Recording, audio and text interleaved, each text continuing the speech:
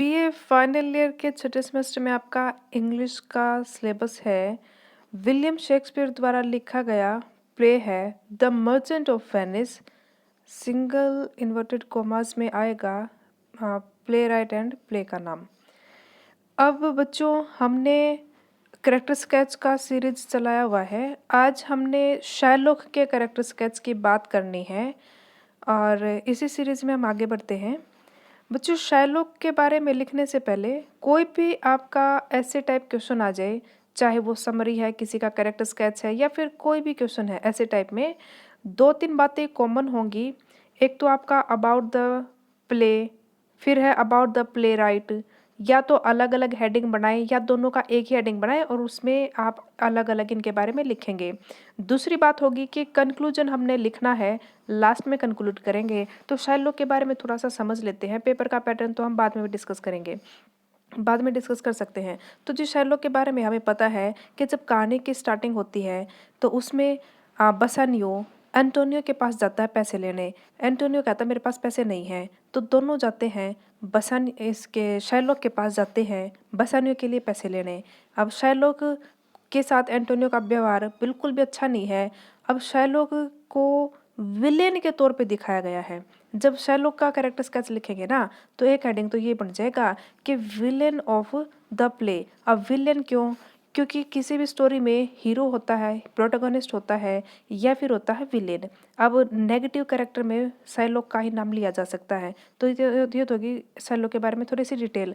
अब कहानी जब आगे बढ़ती है तो हमें पता चलता है कि शार्लॉक ने एक ऐसी कंडीशन रखी थी कि अगर एंटोनियो सही समय पर पैसे वापस ना कर पाए तो शार्लॉक एंटोनियो के हृदय के बहुत करीब से मीट निकाल सकता है। ऐसा उसने बॉन्ड भरवाया और बॉन्ड भरते समय एंटोनियो को लगा ये मजाक है, सही समय पे वो पैसे वापस कर देगा। लेकिन हमें पता चलता है कि ऐसा नहीं हो पाया। और कोर्ट में हमें पता है कोर्ट में शार्लॉक ने क्या किया, बड़ी जल्दबाजी मचाई कि जल्दी से शार्लॉक एंटोनियो के दिल के करीब से वो अपना क्या कहते हैं उसके बॉन्ड भरा था, उस बॉन्ड की कंडीशन को फुलफिल कर दे। अब शार्लॉक के बारे में और क्या क्या बातें हैं देखिए। शार्लॉक को नेगेटिव कैरेक्टर दिखाया गया है कि वो विलेन की तरह हमेशा रहता है। उसने अपने प्रोटोगनिस्ट को मारने की कोशिश करी। दूसरी बात, वो हमेशा पैसों के बारे में बात करता है, money minded kind of person है कि उसके परिवार में उसकी वाइफ नहीं है, उसकी एक डॉटर है और उस डॉटर का नाम क्या है, जेसिका। कि जेसिका को भी वो एक फादरली लव नहीं दे पाता और हमेशा अपने काम में बिजी रहता है, पैसा कमाने में और पैसा जुड़ने में ही वो इतना बिजी है कि एक दिन जेसिका अपने पिता की सहमति के बिना एक रिलेशनशिप डेवलप करती है, किसी लड़के के साथ शादी की अपनी बातचीत करती है और इन दोनों के बीच में को बहुत ज़्यादा बॉन्ड नहीं होता। एक बाप और बेटी के बीच में जो एक बॉन्डिंग होती है वो इन दोनों के बीच में नहीं थी। इसी का रिजल्ट है कि जेसिका ने अपनी तरफ से फैसला कर लिया कि उसने एक लड़के के साथ शादी करनी। उस लड़के का नाम क्या था? उस लड़के का नाम लोरेंजो था। और जेसिका ने अपने पिताजी को इस बारे में कुछ भी इन्फॉर्मेशन नहीं दी और उन दोनों के बीच में बहुत सारी एक मतलब कोई खास डिस्कशन नहीं होता था कभी भी, फादरली एंड डॉटरली कभी डिस्कस नहीं हुआ। और जब शार्लॉक को पता चलता है कि उसकी बेटी जेसिका एक लड़के के साथ घर से चली गई है और बहुत सारा कीमती सामान, हीरे जवाहरात, पैसा, सोना, बहुत सारी ज्वेलरी, सब कुछ अपने साथ लेके चली गई। इस बात का पता चलते ही शार्लॉक की हालत पागलों जैसी हो जाती है। वह पागलों की तरह दौड़ा दौड़ा फिरता है और सबसे पहले उसके मुंह से जो बात निकली बेटी के लिए तो नहीं निकली। उसने कहा हाय मेरा पैसा चला गया, हाय मेरा पैसा चला गया।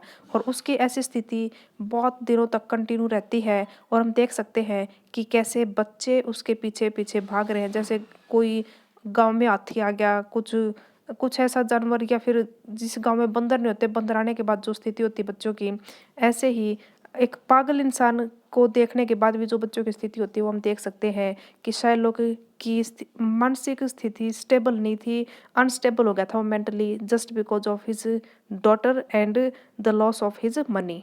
अपनी बेटी और अपने पैसे के नुकसान की वजह से उसके दिमाग पर गहरा सदमा लगा था और तब भी उसने अपनी बेटी की बजाय पैसे को ही प्रेफरेंस दी और वो पैसे के खोने के गम में पागलों जैसी उसकी हालत हो गई थी। कहानी में हमने शर्लॉक के बारे में इतना समझा है और इतना जाना है। अब हम यहाँ का भी कलर चेंज कर लें और अपनी स्टोरी का भी कलर चेंज कर लें। स्टोरी का कलर चेंज कैसे?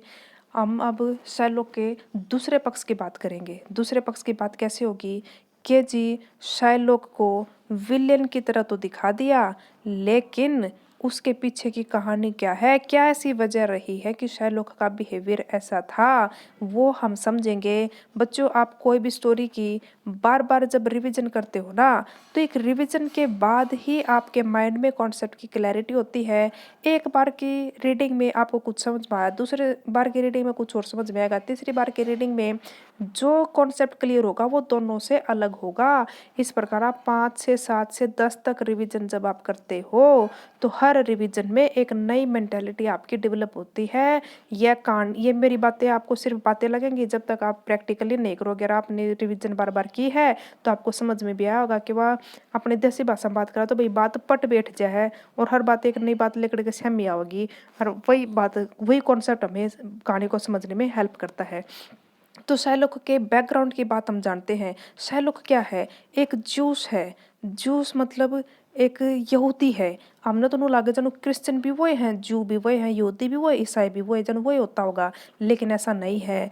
जैसे हिंदू और मुसलमान अलग अलग धर्म है ना, अलग अलग संप्रदाय हैं, इसी प्रकार जू और क्रिश्चियन भी अलग अलग संप्रदाय हैं। और शैलोक के बारे में हमने देखा कि शैलोक क्या है?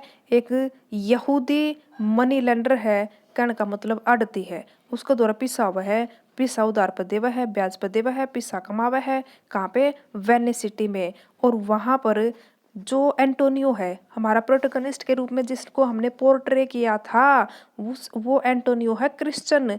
और वो ऐसा क्रिश्चियन है, ऐसा ईसाई है जो एंटी जूस है, यानी यहूदियों के प्रति उसके मन में नकारात्मकता का भाव है। बात कर रहे हैं शायलोक की। शायलोक एंटी क्रिश्चियन नहीं है, लेकिन क्रिश्चियंस लोग एंटी जू थे, यानी यहूदियों के खिलाफ थे।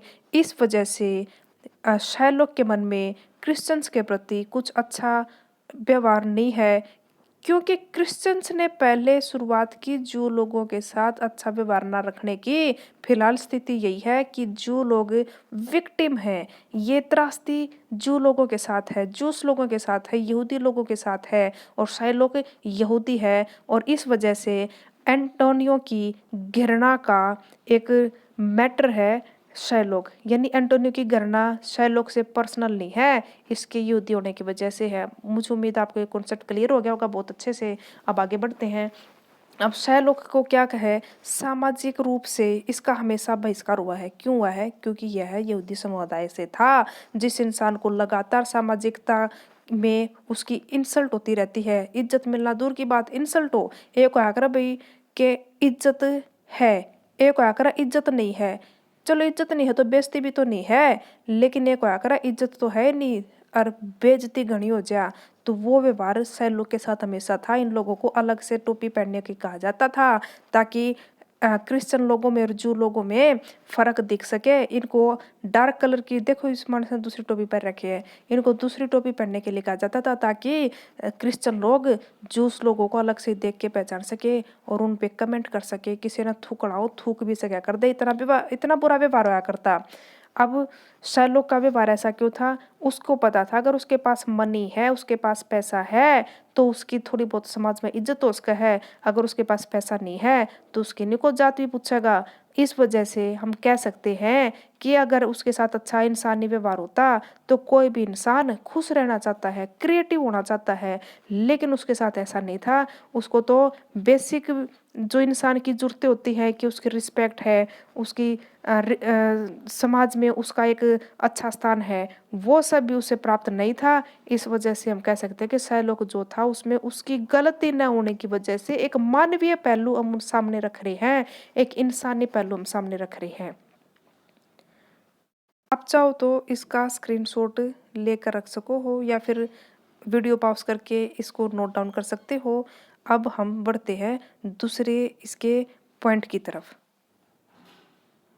फिर आगे हम कह रहे थे शायलोक के बारे में कि शायलोक अगर विलेन भी है तो उसकी कोई वजह रही है।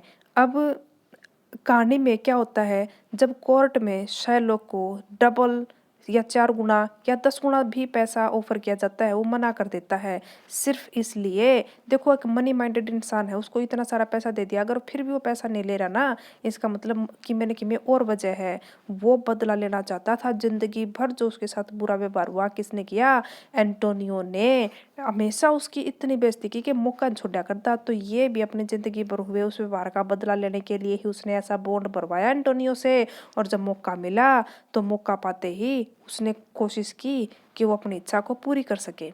तो इस प्रकार शैरलॉक के कैरेक्टर की जब हम बात करते हैं, मानते हैं कि वो नेगेटिव उसकी इमेज है, एक विलेन की तरह है, लेकिन जब इंसान के तौर पर हम सोचते हैं, एक आकर है एक तरफी बात करना, क्या हमने शैरलॉक के खिलाफ बोलना है, या फिर शुरुआती रीडिंग में हमें जो सही लगा कि हाँ यो बिल्कुल बुरा इंसान था, तो हम उसके बारे में बुरा कहता। लेकिन इसकी मानवीय पहलू को समझते हुए जब हम इसके विलेन होने की पीछे की कहानी समझते हैं, तो हमारे मन में शैरलॉक के प्रति एक सॉफ्ट कॉर्नर बन जाता है। हमें समझ आता है कि किसी भी इंसान के साथ ऐसा व्यवहार हो तो कोई भी इंसान, क्या पता शैरलॉक से भी बुरा हो जाए, ये कौन जानता है। हम कोई भी इंसान है बच्चों, चाहे आप हो चाहे मैं हूँ, चाहे कहानी की बात ला लो चाहे प्रैक्टिकल ला लो, हम इंसान क्या होते हैं, हम हालात और परिस्थितियों की देन होते हैं। जैसी सिचुएशन होती है वैसे हम बन जाते हैं। हमारी परिस्थितियां बदलेंगी तभी हमारा रूप बदलेगा, वरना कौन जानता कि हम क्या हो सकते थे। इस बात ने पक्ष में भी ले लो विपक्ष में भी ले लो, इस बात ने पॉजिटिव भी ले इसका नेगेटिव भी ले इसका। हाँ, अगर आज हम बहुत अच्छे हैं तो हो सका हमारा व्यवहार अच्छा इसलिए क्योंकि हालात बहुत बढ़िया है। जिस इंसान की परिस्थितियां विपरीत होती हैं उसके बावजूद अगर वो अपने व्यक्तित्व को बना के रख सकता है, तो उस वर्गा स्ट्रोंग इंसान नहीं, उस वर्गा मजबूत इंसान नहीं, उस वर्गा ताकतवर इंसान नहीं है। तो हालात के सामने हार नहीं माननी चाहिए। ये बच्चों शैलो के कैरेक्टर की बात थी।